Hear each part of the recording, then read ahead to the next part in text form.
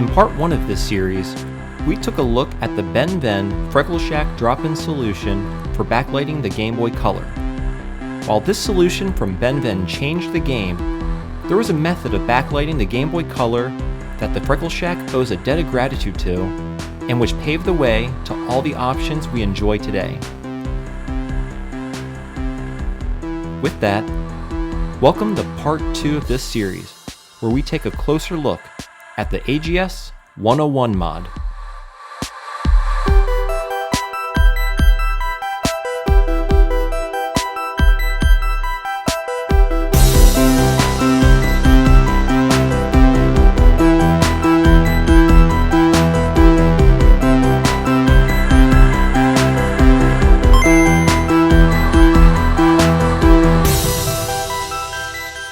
Hey everyone, my name is Tito, and I want to start off by wishing you all a happy holiday season. Welcome to another episode of Retro Renew. Today, we're going to talk about the AGS+BennVenn mod for your Game Boy Color. If this is your first time watching this channel and you're into repairing, restoring, or modifying retro game consoles, consider hitting that subscribe button, and don't forget to hit the notification bell so you don't miss an episode. If you haven't seen part 1 of this series, be sure to check it out. I put a link in the description below, and you should be able to see it by hitting the card in the top of your screen. So the first AGS modded Game Boy Colors used a specially designed ribbon cable which interfaced the LCD screen and the Game Boy Color motherboard. These specialty ribbon cables were designed and manufactured by BennVenn, and they came out around the summer of 2017. I never bought one of these ribbon cables myself, but Esoteric Mods and This Does Not Compute, both great YouTube channels, actually have awesome videos on this modification. I'll have links to their channels in the description below. In this video, I'm going to show you how to do the AGS+BennVenn mod using another BennVenn product, the Clono. I'll show you a few tips and tricks along the way as well. Be sure to stay tuned all the way to the end of this video because I'm going to go over 3 important categories regarding this modification. The first category is the relative difficulty of this mod in comparison to the others. The second is the cost of this modification, and third is the functionality and general quality of the mod and my overall thoughts. Okay, so in this video, I'm going to be using BennVenn's Clono chip in order to do the AGS+BennVenn mod. This uniquely shaped PCB fits in between the D-pad and the action buttons on your Game Boy Color console, and is also the key to what makes this AGS+BennVenn mod work. So unfortunately, as of the time of this video, the Clono chip is no longer available. However, if you still would like to do the AGS+BennVenn mod, there are Clono knockoffs that you can purchase from websites such as eBay. Similarly, it is becoming increasingly difficult to procure an AGS+BennVenn LCD. They appear to not be manufactured anymore, and the remaining stock is limited, causing the price of these LCDs to increase significantly in recent years. If you are planning to pursue an AGS+BennVenn mod, I highly recommend using a Boxy pixel shell. These machined aluminum shells are specifically designed for the AGS+BennVenn LCD. Using and modifying a standard plastic Game Boy Color shell is extremely difficult, and your results will most likely not meet your expectations. I have links to all the Boxy Pixel products you need for this modification in the description below. With that said, in order to do this mod, you're going to need the following items. Please feel free to pause the screen so you can take note of them. Alright, once you gathered all your tools and parts, we can start the modification. For this installation, I purchased a standalone Game Boy Color motherboard from eBay instead of a complete donor system, since I'll be using a Boxy pixel shell and custom buttons. Alright, let's get started. Grab both your 3D printed battery housing bracket and your USB charging PCB. Secure the USB charging PCB to the 3D printed bracket using either Kapton tape or hot glue. In my case, I used a piece of Kapton tape. This will make it easier to handle later in the installation process. Once the PCB is secured to the bracket, set it aside. Now grab the Game Boy Color motherboard. We're going to trim the cartridge pin connectors so that they are flush with the motherboard. You will need to use your flush cutters for this. And remember, don't forget to use eye protection.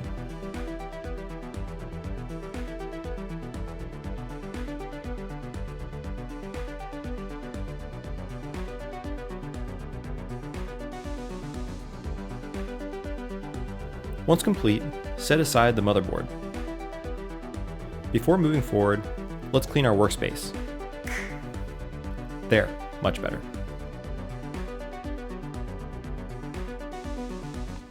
Now let's trim the small metal tab on the upper side of the link cable connection port as shown. This step is optional, but it will make fitment to the Boxy Pixel shell much easier. Continuing with the motherboard, we will now desolder the positive and negative battery terminals. If you remember from part 1 of this series, I had a little difficulty removing these battery terminals. I promised you in this episode that I would show you a better way, and here it is. This is an adjustable circuit board holder. This is an invaluable tool for the retro gaming hobbyist. I have a link for this product in the description below.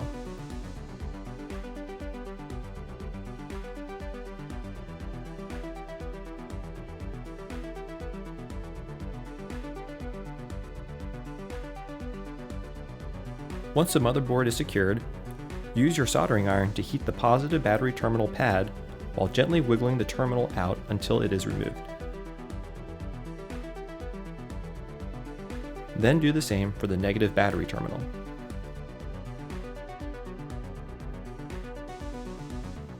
Man, that was easy.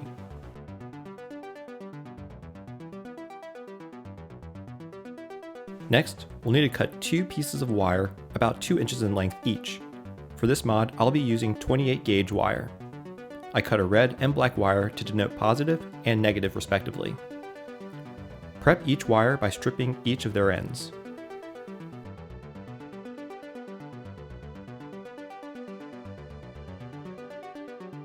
First, let's solder one end of the red wire to the positive battery terminal through hole.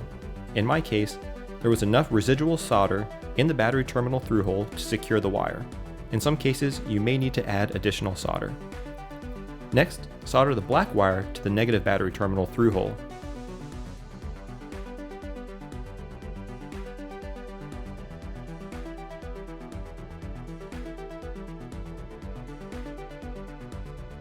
Once completed, set the motherboard aside.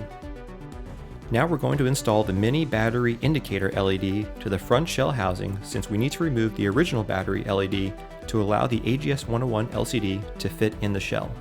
Now cut a short length of tape. In my case, I'm using Kapton tape. Then place the mini LED in the center of the tape as shown.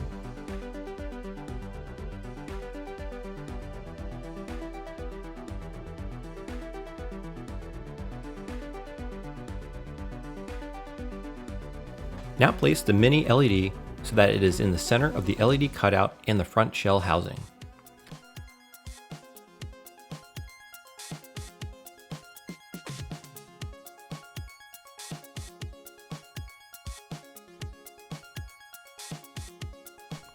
This next step is optional, but in this install I used a piece of opaque Scotch tape to place in front of the LED to act as a light diffuser.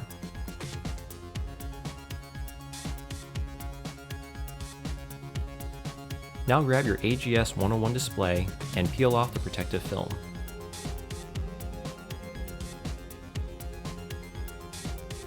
Place the LCD into the Boxy Pixel front housing. You'll notice that the shell has been machined perfectly to fit the AGS LCD. It's really quite remarkable how tight the tolerance is.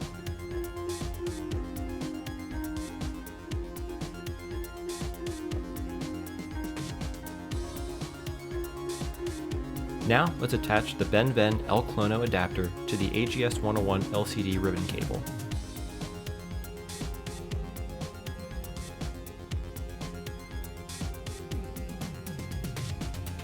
Place the AGS+101 LCD ribbon cable into the Clono adapter, making sure the gold metallic pins are facing out. Please be gentle when handling the ribbon cable. It's very delicate.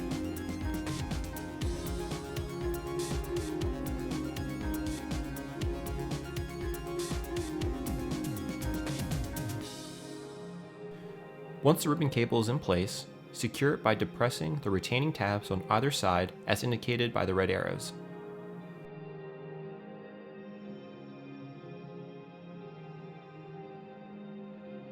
Now we will need to fold the ribbon cable in such a way that it is not obstructing any of the button wells and so that the Clono adapter can be seated properly between the D-pad and the action buttons.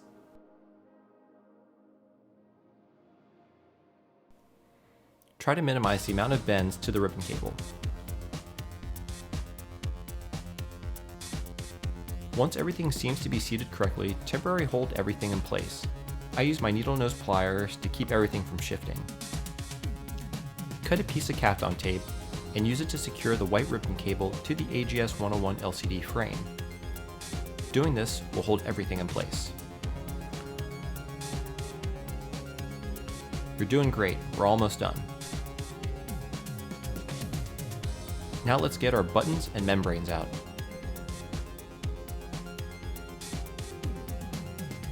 Place all the buttons in their respective locations.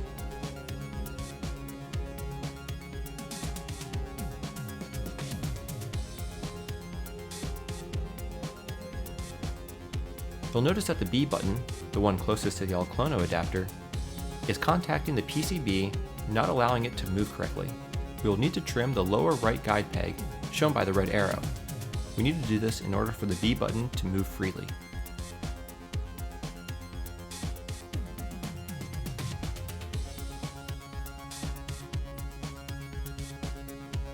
Use your flush cutters or a file to shorten the peg. In my case, I cut it a bit too short, but it should still work fine. Now place the membranes on top of the buttons.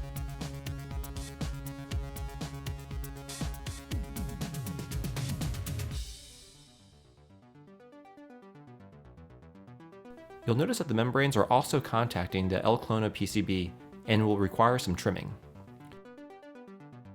Trim the D-pad and action button membranes so that they have free, unrestricted movement.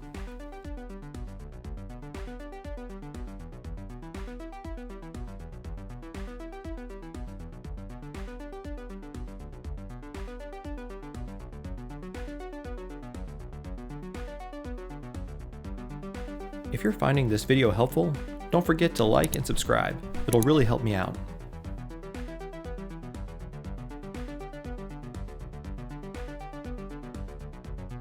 As you can see, the membranes are not contacting the PCB. Now that the front housing is complete, let's move our attention back to the motherboard. While removing the battery terminals earlier, I should have also removed the battery indicator LED. Place the motherboard back onto the circuit board holder.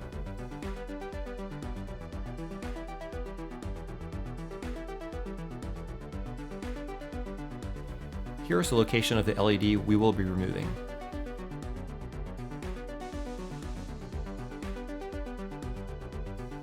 The two through holes for the LED are right above the link cable port. Trim the LED legs flush so that it'll make it easier to remove.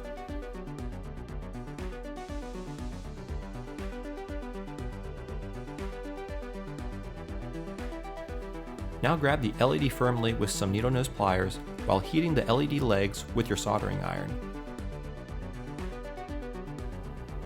Gently pull the LED outward as you heat each leg until it is removed.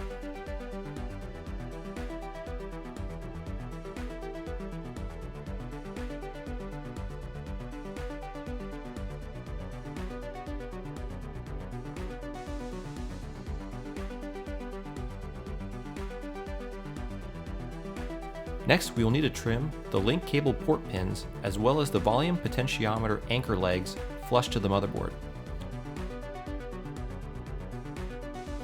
This will allow the motherboard to lay flat on top of the AGS+101 LCD. Currently, those components are preventing it from laying flush. Again, I should have done this step while we trimmed the cartridge connector pins earlier. Place a piece of Kapton tape on the pins you just trimmed.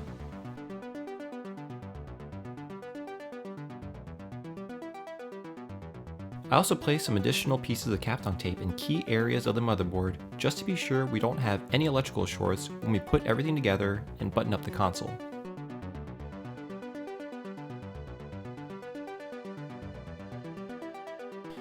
We can now place the motherboard into the front housing.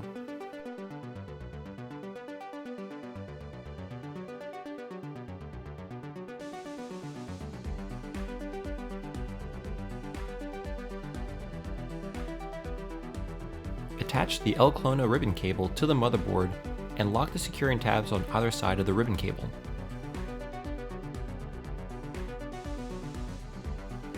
Next, grab the USB charging PCB with its bracket and place it on the motherboard as shown.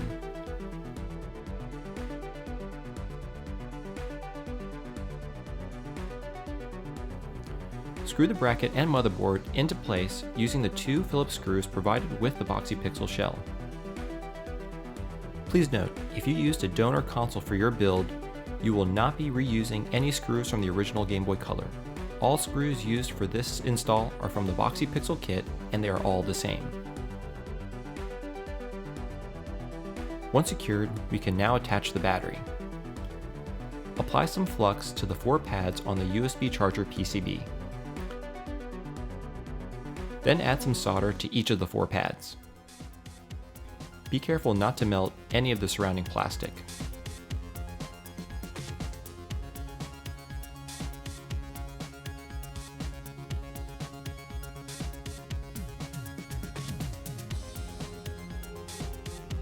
Now, solder the positive wire to the lower solder pad labeled Out Positive.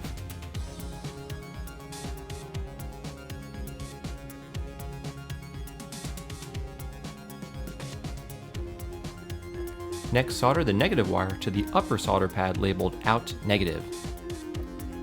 Before we solder the battery, make sure the Game Boy Color is switched off. Solder the positive battery lead, the red wire, to the solder pad labeled B positive. Then solder the negative battery lead, the black wire, to the solder pad labeled B negative.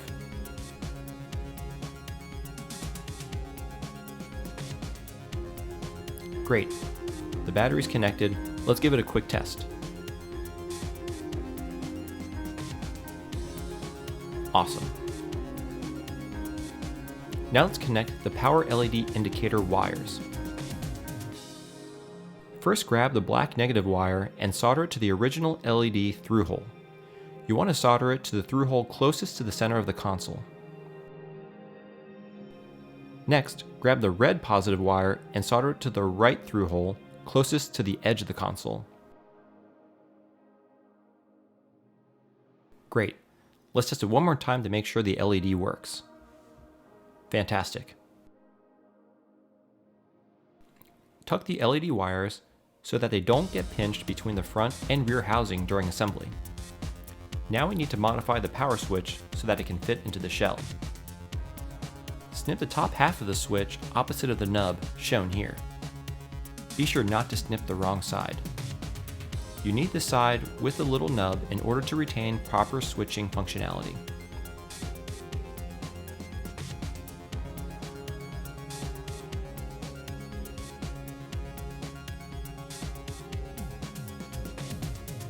Place a switch in the rear housing.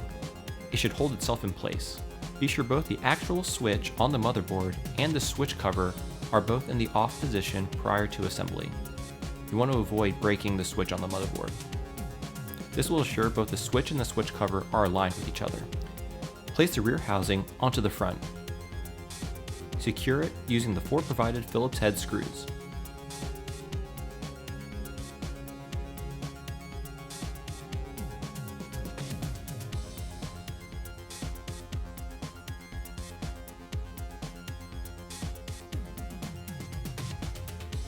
Let's give it another test. Okay, everything looks good. Remove any dust or fingerprints on the LCD before we adhere the LCD screen lens. For this build, I'll be using a custom bluish squirrel screen lens, which I highly recommend for the AGS+101 modded Game Boy Color.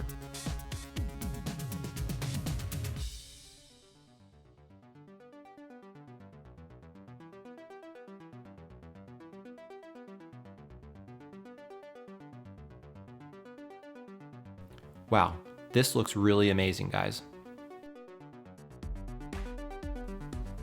To finish things off, I wanted to have a little fun with this build. I bought a custom bluish squirrel Game Boy Color Light sticker, as well as a Game Boy Color barcode and Nintendo Service Helpline stickers from eBay to really give that polished look. I place an OEM Game Boy Color on either side of the Boxy Pixel shell to make sure I have the correct alignment and spacing for each of the stickers. I carefully applied each sticker using tweezers.